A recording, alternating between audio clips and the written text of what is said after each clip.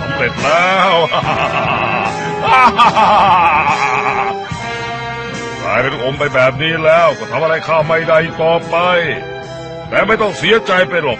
ข้าจะกินแกเดี๋ยวนี้แหละ